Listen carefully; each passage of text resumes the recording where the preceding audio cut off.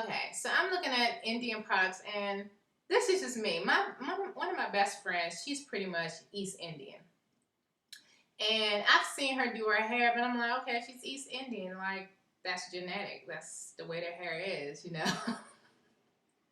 And I was like, well, I see her products she used, but again, I don't think twice about it. I'm like, oh, that's just genetics. They just have that. A lot of people say sought after hair, and it is sought after because if you go to any hair shop, you see a bunch of Remy Indian hair being sold in these hair stores, and a lot of women flock to that texture hair. But anyway, and I just remember, she would have the Vatika brand around the house and never thought anything of it. And I remember when my husband bought the coconut hair oil, the Vatika brand, um, when he bought that and I smelled it, I said, oh, this smells like something Dina probably put in her hair. And then it clicked because I've seen the brand around her, like in her bathroom or whatever, and I never thought twice about it. I remember because we used to share an apartment together years ago when we were in college. And I remember she didn't wash her hair every day. She would put powder in her hair just to soak up some of the oil. And I think she washed her hair maybe every 2 to 3 days. But she would put oil in her hair. And at first I was like, why are you putting oil in your hair? You don't have kinky curly hair.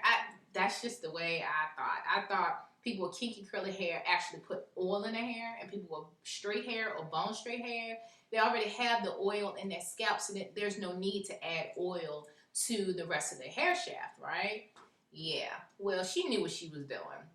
So if you go to any YouTube clips, you'll notice a lot of these East Indian women, they put oils, like a lot of oil in their hair. And they'll either sleep with a cap on at night or they'll rinse it out after a few hours. But that's their pretty much deep, hot oil treatment. Well, not really hot. I don't even think they sit up under a dryer or anything. But the point is, they use a lot of oil, and certain oils too. Because when I first tried the coconut oil, I tried the kind that you can eat, the cooking oil. And it just did not work for this head of hair. Like, I just really didn't like the way my hair felt. Very weighed down and stuff. But this coconut hair oil, specifically for hair and probably for skin too, is amazing. And I'm just gonna say that it's just amazing. So anyway, when I smelled the oil, I said, "This smell like, my friend, smell like she probably put something on like this." It was a familiar smell, but again, I never put two and two together. And like I said, she didn't wash her hair every day. Like every 2 to 3 days, she would wash her hair. But it wasn't something that she was doing every single day. Like, you would think people with her texture hair would wash their hair every day, right? She didn't do all that. And she will whack her hair off, and she'll have her hair to like her ear lobe, and then she'll let it grow out. Her hair down to her butt within like a year and a half, maybe even a year, like literally. And her daughter is one quarter African, and obviously my friend is East Indian, so her daughter is half Indian, one quarter African. We're talking about East African, I think Tanzania, and then one quarter white, British white.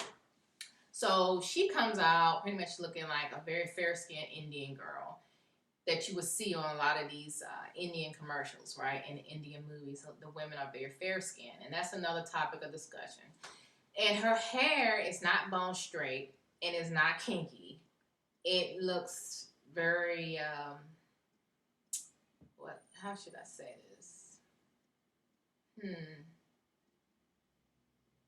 I'm trying to think of someone on TV. It's like a regular white girl's hair, really, but not bone straight, if that makes sense. It's kind of got like a brownish tint to it, but it's not kinky curly. She doesn't have like tight curls. So I guess you can say her hair might be, if you're doing the hair typing thing, it's probably like a type 2A maybe. maybe a 2B. But yeah, her hair is very kind of like she got a lot of flyaways, not really frizzy, but it ain't bone straight like her mom's. And she'll put like she'll spritz her hair with oil, and she'll oil mix, and then she'll put like some leave-in conditioner on it, just a little bit, just so when she braid it, the hair doesn't like stick out. And again, this is not kinky curly stick out. This is kind of like white girl stick out, if that makes sense. So she knows how to do her daughter's hair.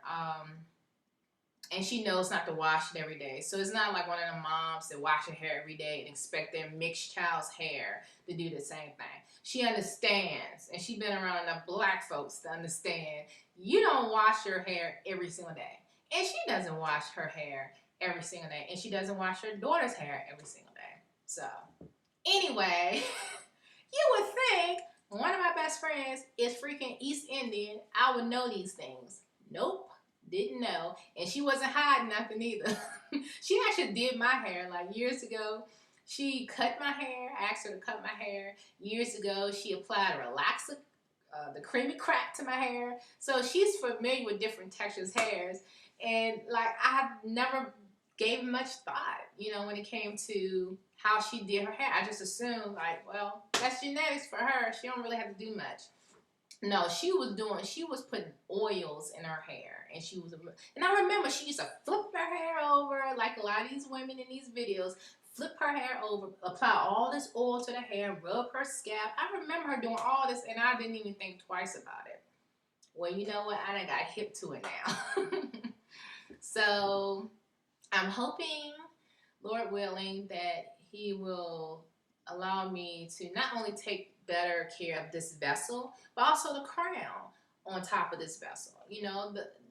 A woman's hair, and men too, is our crown, and we need to take care of it. And so I want to make sure that when I'm taking care of it, that I'm using the best products. And it's so economically friendly. Like literally, when I walked out of that store, I only spent $25.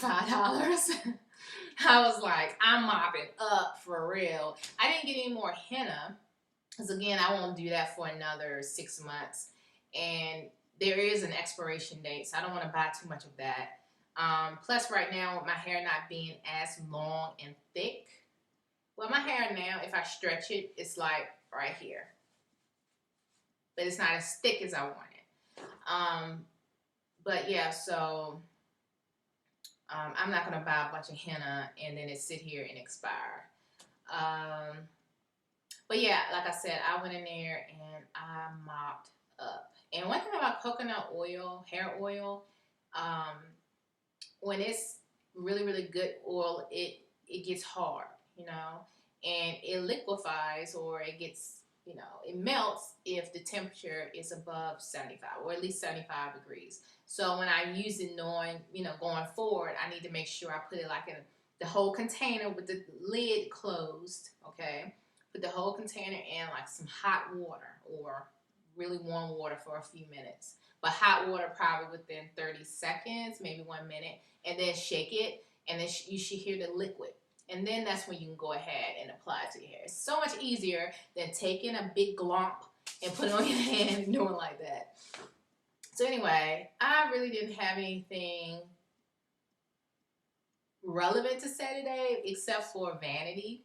And I'm not much of a person that's into vanity per se, but I just wanted to share some things that may help someone else out. Again, my channel is not all about step-by-step showing you how I mix stuff. I don't do that. That's somebody else would do that, because that's a lot of work. And of course, if you're a YouTuber and you get paid to do that, that's fine. I don't get paid. I just speak what I believe in and what I like to share with other people. So in this particular video, as you've been listening, has really been about hair. So anyway, take care, be blessed, and be a blessing to others. Bye bye.